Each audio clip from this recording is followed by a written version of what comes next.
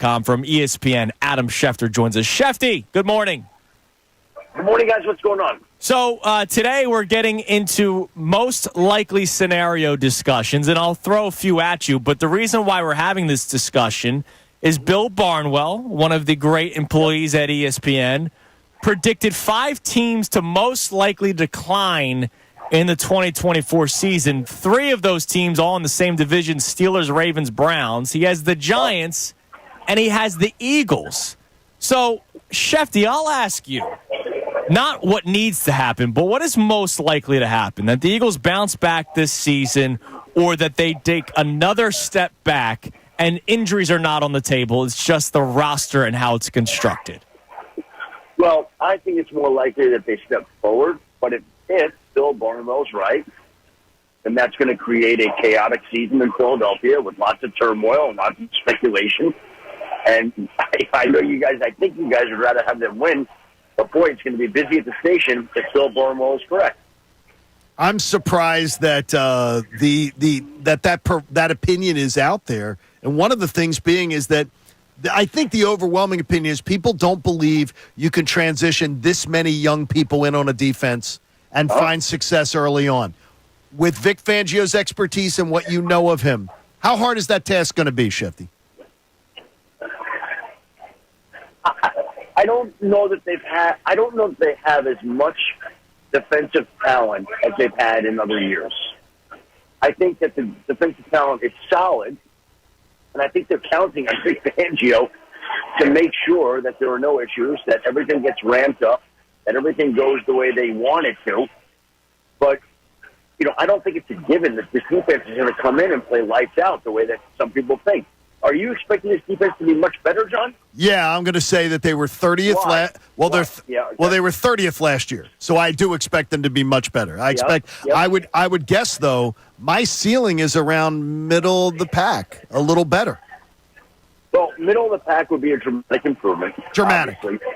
Yeah, and honestly, and I don't think this is a shot. It may come off that way, but I just think the coaching change is going to be one big difference. And they may be lacking some talent on the defensive side of football. They may not be as talented as a lot of other teams defensively.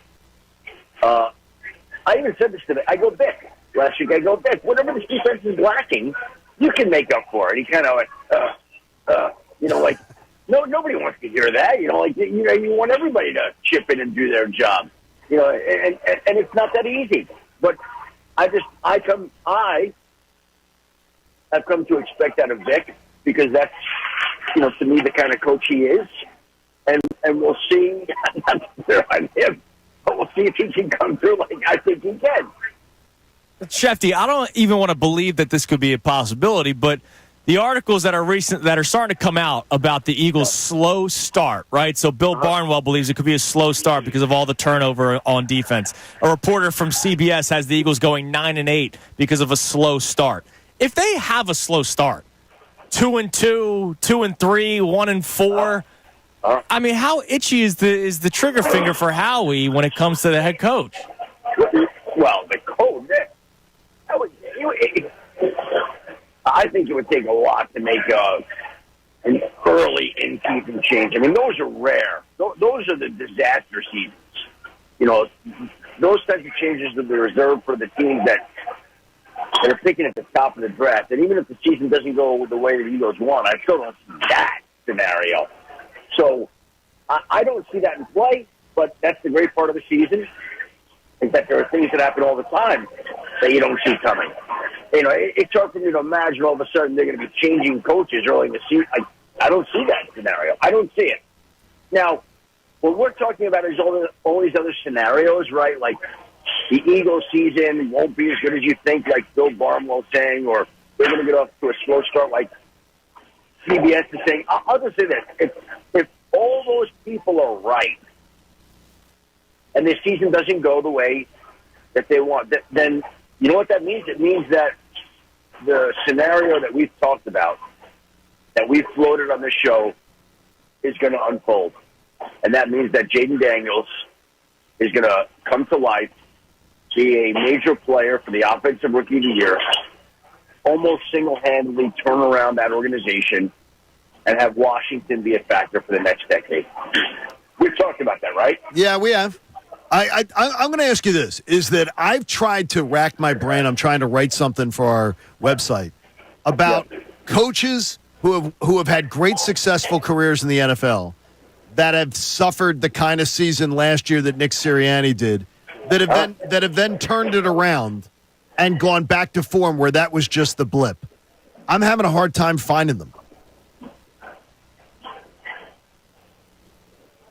I'm thinking right now. I mean, honestly, I'm having a hard time thinking of the guy who has a really successful career as a head coach who has that on their resume and rebounds from it. I think I stumped Schefter. Sean McVay. Success early on. The team zipped, didn't play well. He was going to quit, came back, and then he succeeded again. Is that? I mean, again, I'm just. Yeah, but McVay didn't have his players mutinying, where there was player mutiny in the locker room and stuff like that. And he's considered an offensive genius, where Sirianni is kind of a guy. Doesn't have his fingerprints on. Sean McVay has his fingerprints all over that crime scene. Nick Sirianni does not. I'm trying to think of a coach who has kind of bounced back from the abyss or from dark days, real dark days, and went ahead and succeeded in a big way. I mean, it usually doesn't happen unless it's like a quarterback got hurt and then they obviously lose games and then they come back. How about it's hard.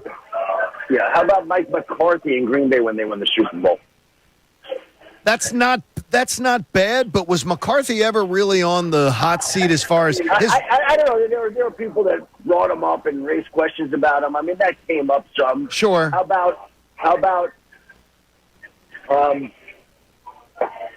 It's hard. This is hard. I didn't mean to stump you like Way to go, Johnny. I didn't mean to stump you like this. Well, but it is, because I can't figure that.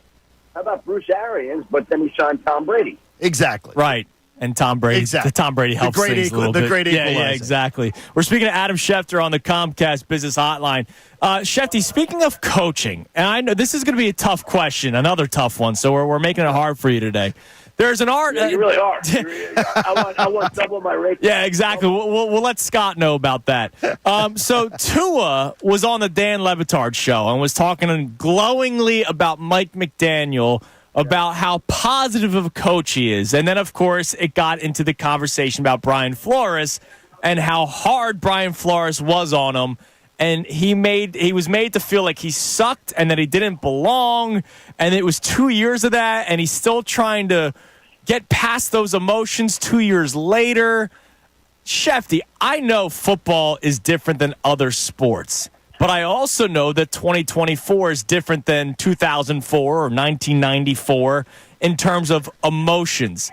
How difficult is it to be a head coach in the NFL, a tough sport, but also having to be worried about maybe feelings of some players? We also just saw Vic Fangio and the issues with Miami last season.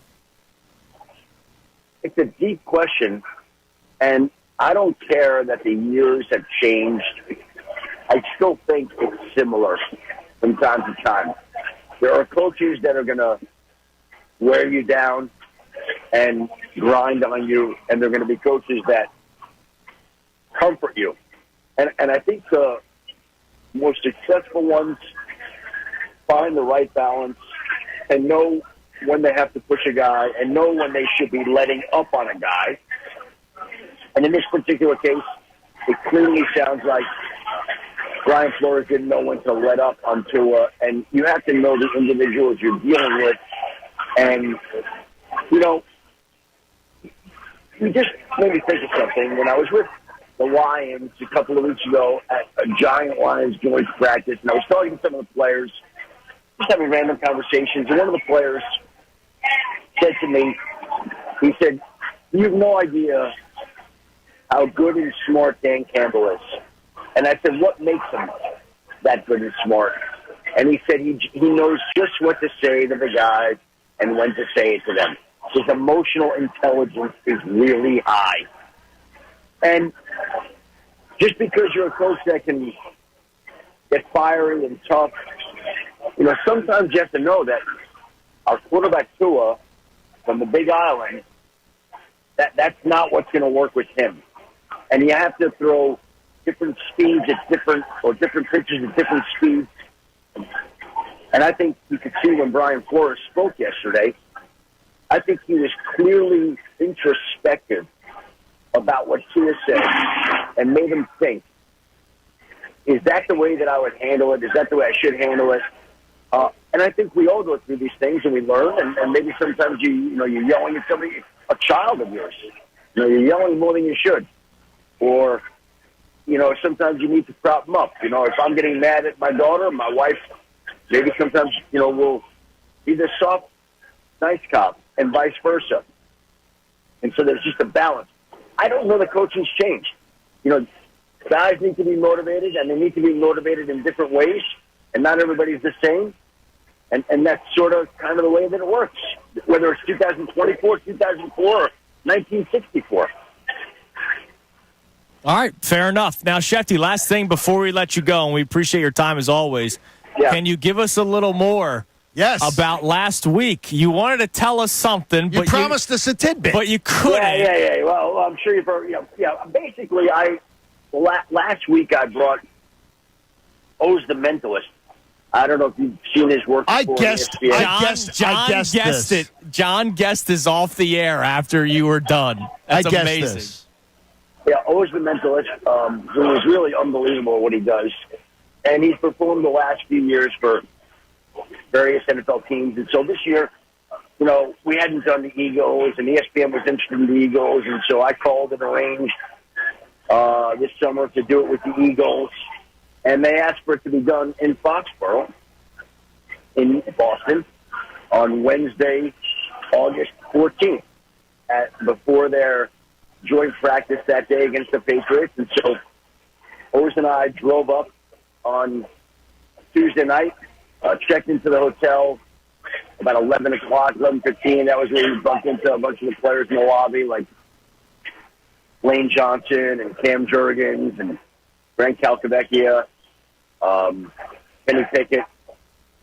And he performed for them on Wednesday at 9 o'clock. And, again, I've watched him, and I think what he does is impressive. We went from the Eagles that afternoon. We flew to Boston, or flew to Pittsburgh, and he performed the Bills on Thursday. And like, when the pieces run on ESPN at some point this fall or winter, and I don't know when they're going to run because, they have to piece everything put together, and they pick a date that works. Maybe it's like when the Eagles are on Monday Night Football, or they're playing the Cowboys one weekend, or it's a big Philadelphia Eagles weekend. I'm sure that's when the piece with O's will run. But, I mean, what he does is incredible.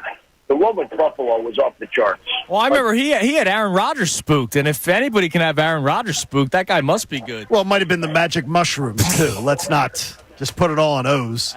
Good job, Schefter.